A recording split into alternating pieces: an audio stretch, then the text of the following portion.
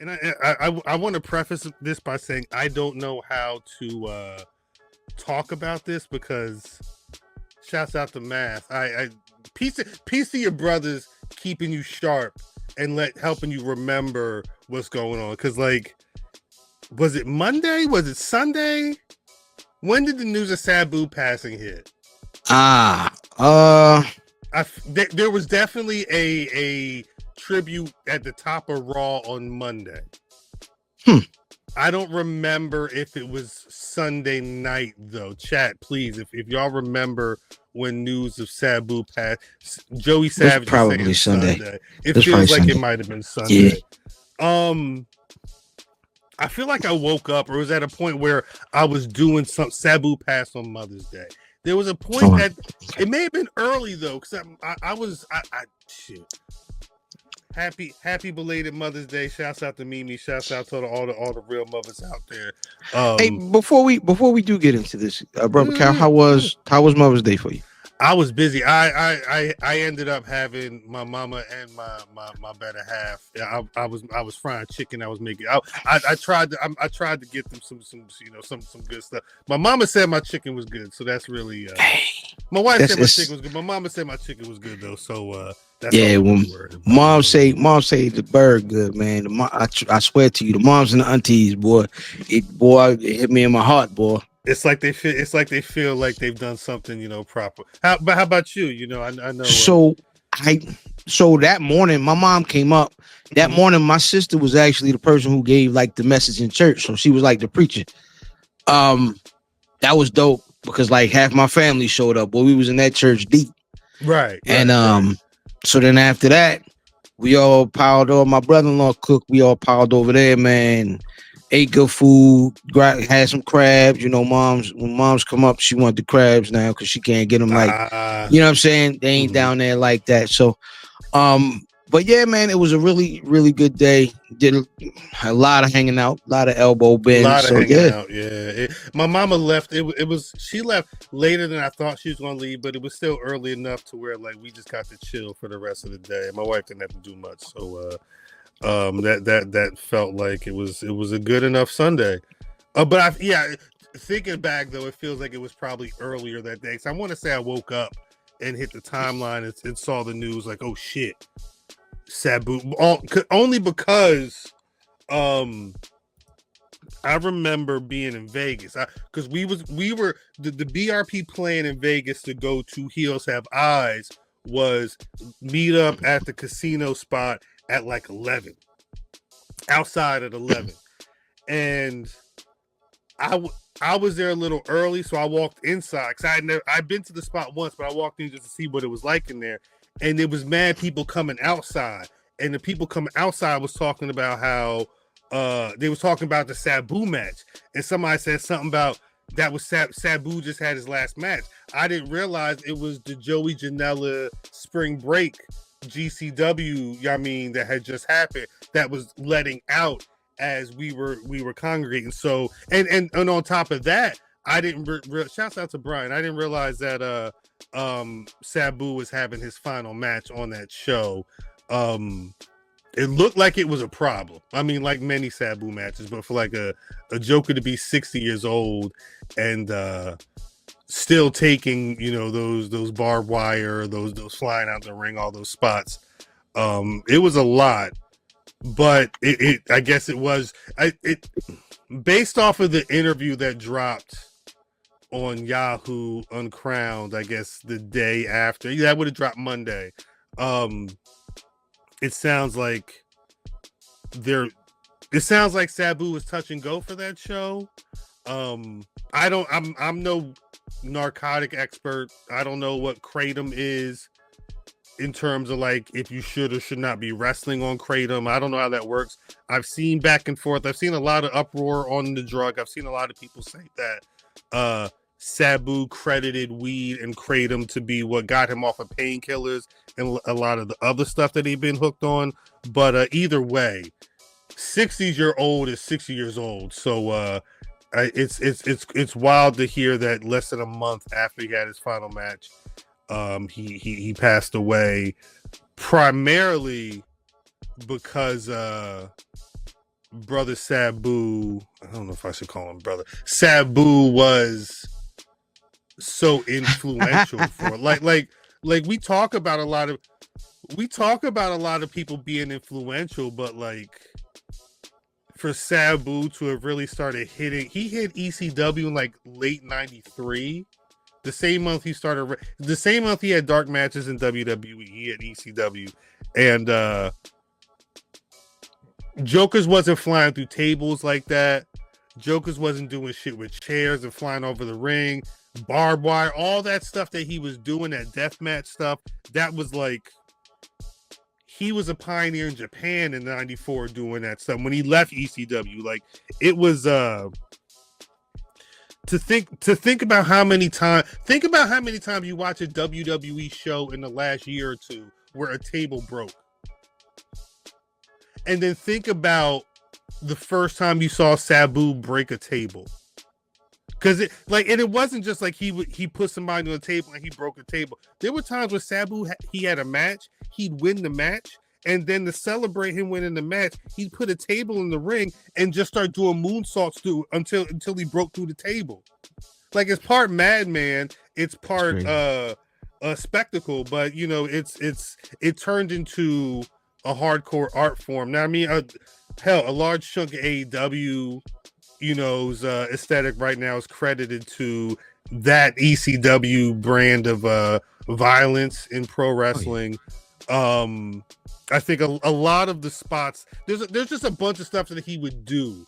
The shit with Taz, his matches with Tuco Scorpio. I will say, and that's why I mentioned Math earlier. I don't mean to go off on a rant, but the problem with you know, your heroes being around for a while is you remember situations like almost 10 years ago where Sabu having beef with Taz in real life turned to Sabu calling Taz a nigga. Well, a hard R, I should say. Which is ironic only because everybody thought Taz was black, but Taz is the whole Peter. That Peter is Italian. Peter Red. Oh, Pete. But you know, and even there was a couple of interviews I'd seen like not that long ago where like they were talking about, and the way he tried to justify the situation was like, oh yeah, you're not somebody I would have a beer with after the WrestleManias. But it's I say all that to say I acknowledge the fact that dude was a pioneer in certain aspects of pro wrestling. I saw that motherfucker get his neck broke on TV. Nigga, I have an amazing well, I ain't gonna call it amazing. I have a very fun Sabu story. Talk about it. I did share in the chat. Yes. I was on my honeymoon, right? I'm on my honeymoon and there's a storm. We're on a cruise. My wife and I go on a cruise, and we're in I think Kissimmee, I think is where or near Orlando. Either way, that's where the cruise goes off. So we hit land and we get stuck a few extra days in Orlando because of this hurricane. So our paths crossed. My mom, my cousin, and my sister all had come down to visit my uncle who lived in Orlando, right? This is after, so our honeymoon is technically over. So right. we're in Orlando, and so we link.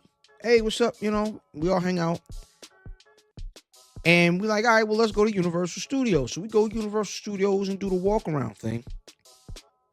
Lo and behold, they're having a wrestling taping. So I am the only wrestling fan. I mean, my wife is a wrestling fan by marriage, but I am the only wrestling fan. And we've been doing stuff everybody else wants to do. They were like, all right, fine, we'll go with you and do what you want, you know, do a little 1 hour, 2 hour. So it was a TNA taping. Jeff Hardy's on the card. RVD might have been on the card. I can't remember. But either way, we all go and we're enjoying the show. And even, you know, as people do, they go to a wrestling show and live, they having a much funny in the crowd. People flipping, they're seeing these feats of athleticism. And Sabu is flipping off tables, and the crowd is Sabu, Yeah. Sabu. Yeah. And all of a sudden, I hear Sabu, Sabu. Mom, yo, mom's was Sabu. Get off my nigga Sabu. Get off my nigga Sabu. Sabu, get that nigga cuz. Like, that was mom's. Right? And so over the years, we always bring that story back up. And so late on Sunday night, after we had left my sister's house, sis hits the group chat, me, her, and my mom's, and was like, oh no, not Sabu. And then she hit in all caps, Sabu, Sabu. So yeah, that is my my Sabu story. No, I love it. I saw a lot of. Ma, chill out. Ma, calm down. I saw a lot of people in the chat talking about how they used to watch ECW. I remember, like Joey Savage talking about him ripping up or tearing up his bicep in that barbed wire match with Terry Funk and getting that duct tape and wrapping that shit around. I mean, somebody was like, I saw somebody like, how do you get the duct tape? Like, there was just duct tape out there. Like, you know, he asked for it. We may have watched that match on the Patreon. It's one of the few Sabu matches we watched on the Patreon. We also recently watched a Too Cold Scorpio match with him. Pay the 1, pay the 10, patreon.com/Black Rasslin. Shouts out to Rich King George. He enjoyed that Sabu story. Nah, yeah. I guess, if I see, there's been a lot of Sabu tributes. I think damn near because he wrestled damn near everywhere. That's the other crazy part. I think in like that 93 to 95, 96 range, he did like the major Japanese. He was doing like the major Americans. I don't know if he did WCW. Maybe for like a hot cup of coffee, but like he's done a lot. Like you mentioned, seeing him at a TNA taping. I think he's probably done a lot more promotions than people realize. Doing this thing. So yeah, 60 is young though, but I think he also had a hard life. He wrestled hard. Yeah. I'm curious to hear. Because I mean, Taz had some nice words, of course, on AEW. Right. Bubba or Bully Ray, however you call him, has some nice words. They had a whole little round table and busted open. I would love to hear what Heyman had to say. Heyman would be a good one. Heyman, the homicidal, genocidal, suicidal, death divine. Like he was the one. He was the mouthpiece. Pause. It was him. And it was 911 wheeling Sabu out like Hannibal Lecter with the shit over his face on the whole Yamin strapped up. Like Sabu's entrance was a whole thing, and then he'd be up there pointing at the sky and shit. Like it was a whole especially at that era in ECW, because that there was violence, but then as Sabu would come out, you didn't know what was going on because he wouldn't talk. Boom. I can't recall. I remember what's Buddy? He used to be the referee. It was blowing the whistle. Bill Alfonso. Come on, Fonzie. God dang it. Man, those are the days. I ain't gonna lie to you. That was the beginning of the internet wrestling, right? Yeah, I want to say they said, I think they credit Joey Styles with starting ECWWrestling.com or something, but because he understood the chat side and the internet side of it. So yeah, I think they were on it earlier or around the time that WWF was with AOL. But I imagine ECW was liver. So I wish Cuz was here. So Cuz and another guy who was at my wedding, but ain't around no more. Shout out to yo. They were really, really the first two niggas I knew that were like into like, yo, I saw a shoot interview on a chat board. I'm like, right, nigga, what? This is 99, maybe 2000, 2001. And niggas talking about, yeah, the shoot interview. And we worked at this telemarketing joint. It was this older lady. And apparently she was like a dirt sheet lady. She looked crazy. This old, like homeless looking lady, worked in the call center. She looked homeless, but she had a job because she was working with us. She had to pay for them dirt sheet subscriptions. And she was doing, like, she would talk about wrestling, but she would talk about the behind the scenes stuff of it, right? And Damn. she would like, oh yeah, we saw Stevie Borden in them. I don't know Stevie Borden. Who the fuck is Stevie Borden, ma? Yeah, she was that lady looked crazy, but yeah, cuz and main man, they used to tell me, like, we would always eat and meet up on Fridays at Old Country Buffet. Word, shout out. Yeah, just for lunch every week, every single Friday. Word. And I don't know why. One of the things we would sit there, and bust it up about wrestling, and niggas be like, yeah, yo, you know, such and such is leaving, or so and such, and she just breaking down all the stuff. I'm like, yo, these niggas, yo, I'm just watching on TV. Like, y'all niggas is doing too much.